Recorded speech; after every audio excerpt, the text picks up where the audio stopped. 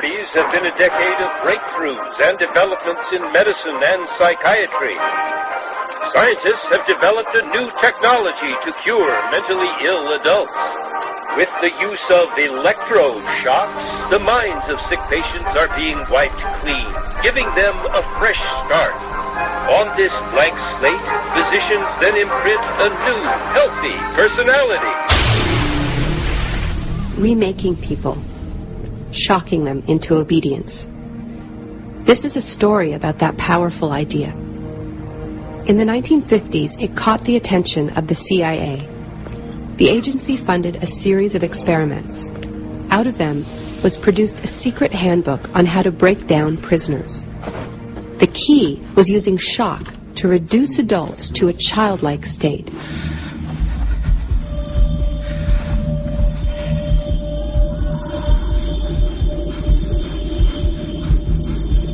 It's a fundamental hypothesis of this handbook that these techniques are in essence methods of inducing regression of the personality. There is an interval, which may be extremely brief, of suspended animation, a kind of psychological shock or paralysis.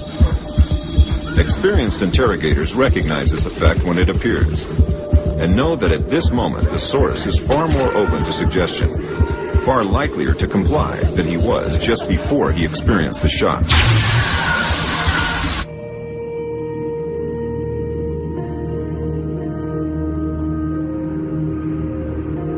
But these techniques don't only work on individuals. They can work on whole societies. A collective trauma, a war, a coup, a natural disaster, a terrorist attack puts us all into a state of shock. And in the aftermath, like the prisoner in the interrogation chamber, we too become childlike, more inclined to follow leaders who claim to protect us. One person who understood this phenomenon early on was the most famous economist of our era, Milton Friedman. Friedman believed in a radical vision of society in which profit and the market drive every aspect of life, from schools to healthcare, even the army.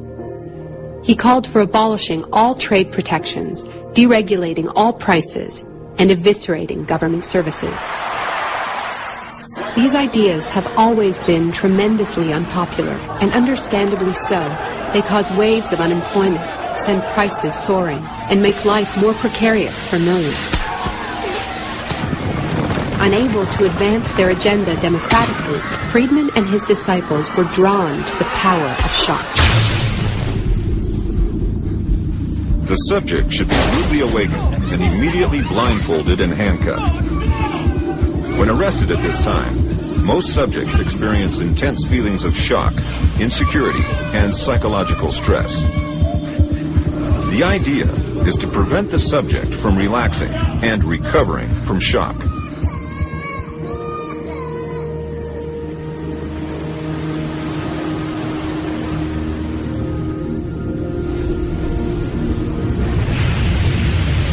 Friedman understood that just as prisoners are softened up for interrogation by the shock of their capture, massive disasters could serve to soften us up for his radical free market crusade. He advised politicians that immediately after a crisis, they should push through all the painful policies at once before people could regain their footing. He called this method economic shock treatment. I call it the shock doctrine. Take a second look at the iconic events of our era, and behind many, you will find its logic at work. This is the secret history of the free market. It wasn't born in freedom and democracy. It was born in shock.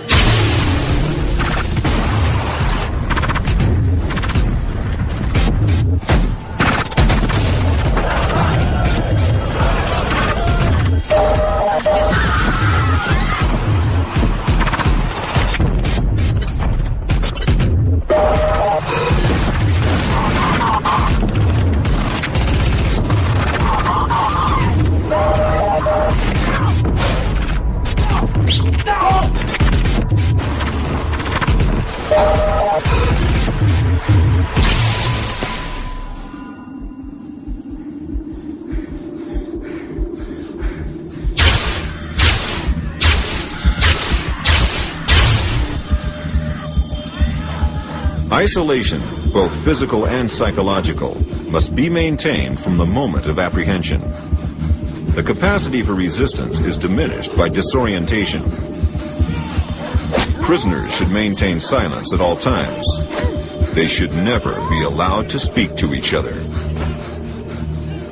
There's one other thing I've learned from my study of states of shock. Shock wears off. It is by definition a temporary state. And the best way to stay oriented, to resist shock, is to know what is happening to you and why.